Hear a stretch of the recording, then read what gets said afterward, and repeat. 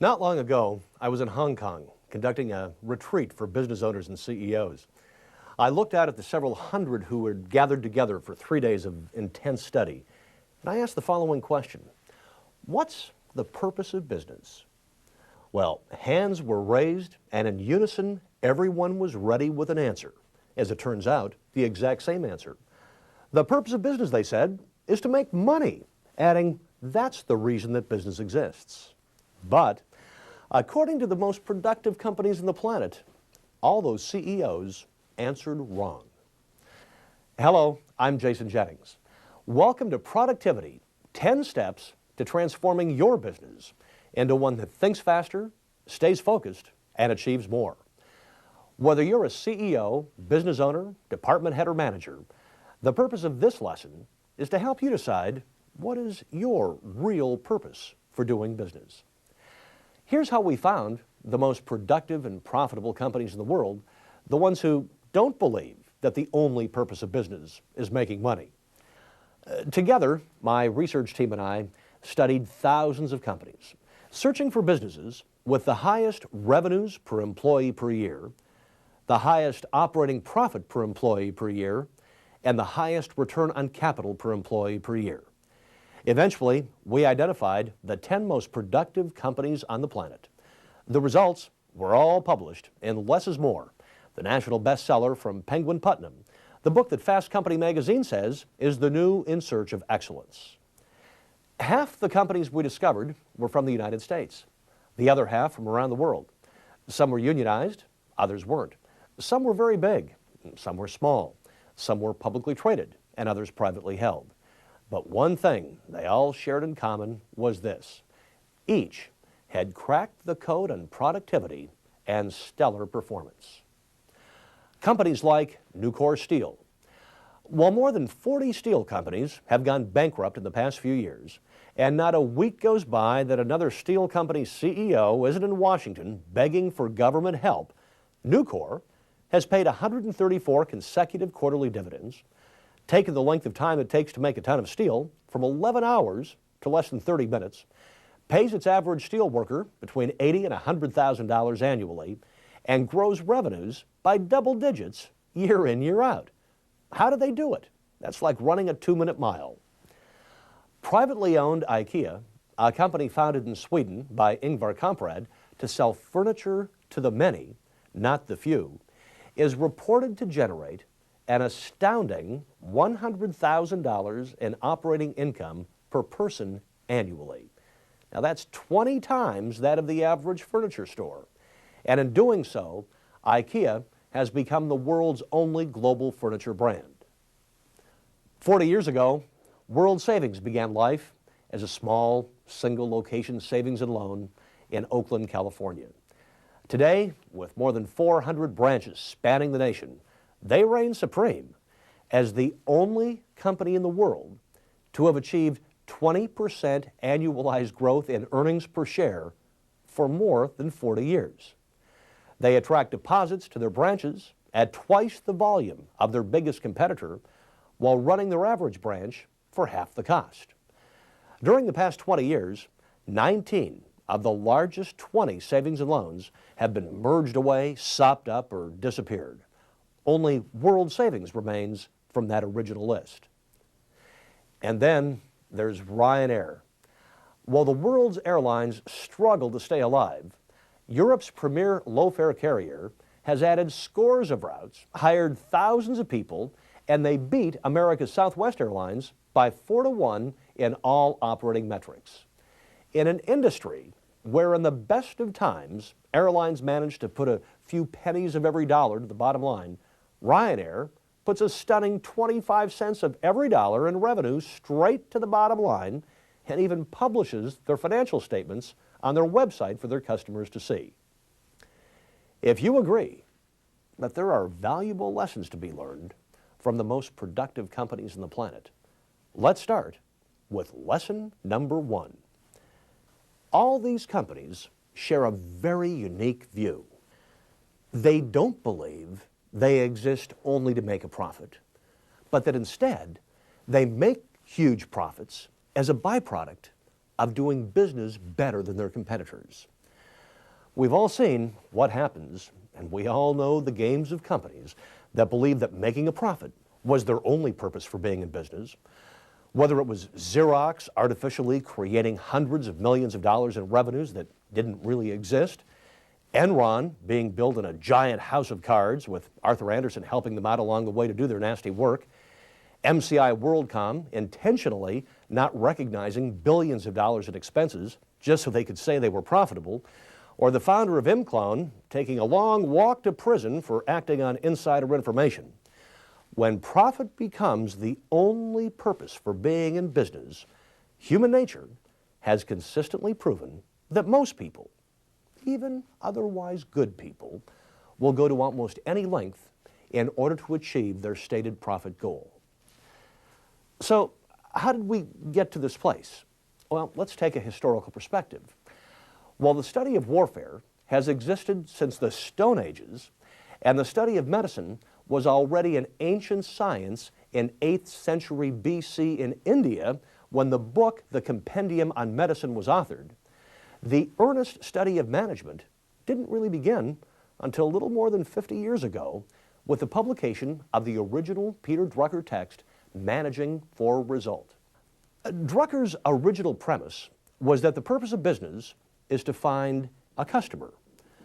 2 decades later, Theodore Levitt, author of The Marketing Imagination, a professor at the Harvard Business School, and the former editor of the Harvard Business Review, amended Drucker's statement when he wrote, "The purpose of business is to find and then keep a customer." My own observation, after all these years of studying the world's fastest, most productive, and most successful companies, is that they have added another addendum to the purpose of business, believing that the purpose of business is to find, keep, and grow the right customer. One of the primary reasons that World Savings has prospered so long is that in the earliest days of their existence, they asked the question, who is our right customer? Once they'd asked themselves the question, they quickly determined that their right customer wasn't someone who wanted to build a shopping mall or an apartment complex. Too many of these projects had failed and the banks that financed them lost their investments. World Savings' right customer was the single-family homebuyer. They also decided that a fixed-rate mortgage was not in their best interest, reasoning that it's bad business to issue a low-interest loan for 30 years, say at 5%, when they would have no idea how much they'd be paying to attract deposits 5, 10, or 15 years in the future. That led World to conclude that issuing adjustable rate mortgages was in their best interest. Next, they examined where the highest rates of default existed, and they learned that consumers who made no or very small down payments oftentimes walk away from their obligation during economic downturns, and they decided that customers making 20% down payments posed the least risk. When deregulation of America's financial institutions occurred, most savings and loans reacted like hungry kids in a candy store and immediately launched investment companies, travel agencies. They funded windmill farms and extended billions of dollars in loans to huge projects they knew absolutely nothing about. By contrast, World Savings never lost focus of their right customer, someone buying a single-family home who wanted an adjustable rate mortgage and who was making a 20% down payment. By the time the government was forced to spend hundreds of billions of dollars bailing out, closing down, and merging the bankrupt remnants of the S&L industry, Herb and Marion Sandler's Golden West's World Savings stood alone as the preeminent savings and loan in the nation because they'd selected the least risk customer as their right customer. When Herb and Marion Sandler were beginning to build World Savings, almost halfway around the world in Sweden, Ingvar Kamprad was laying the foundation for what would become IKEA, the world's most well-known and respected furniture brand. As a young boy, Ingvar Kamprad began selling pens, pencils, and novelty items through direct mail from his small village in Sweden. Eventually, he started selling a table built by local craftsmen, but to his dismay, insurance claims for broken tables were eating up all of his profits. It was a chance comment from one of his workers that eventually became responsible for the IKEA we know today. "Why not take the legs off that table and attach them to the back?" the workman asked. "It'd be easier to pack and ship and none of them would break," adding, "all the customer would have to do is put the legs back on." Well, eventually, wanting to learn more about the furniture business, Kamprad traveled to Milan, Italy, the furniture design capital of the world, and what he saw confounded him. While witnessing all the incredible styles and design that were being built for the wealthy, he was left with a resounding question.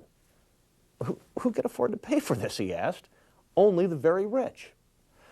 There's no one, he decided, building furniture for the real people, the many. And thus was born IKEA, furniture for the many. Kamprad took an unfulfilled need, stylish furniture for the many, and decided they were his right customer. A question for you. Who is your right customer? Back in 1906, Italian economist Vilfredo Pareto created a mathematical equation that we now know as the 80-20 formula that suggests that 80% of your revenues come from 20% of your customers. Maybe those 20% are your right customers. If so, what about the other 80% who take up vast and valuable amounts of time and resources?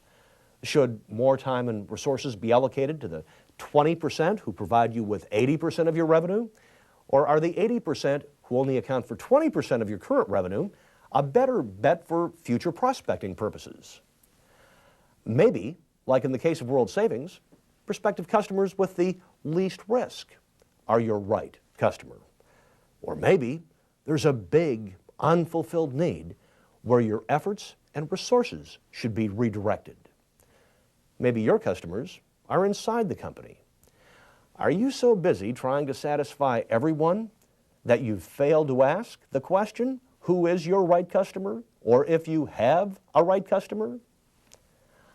Here's a final story about the power of the right customer.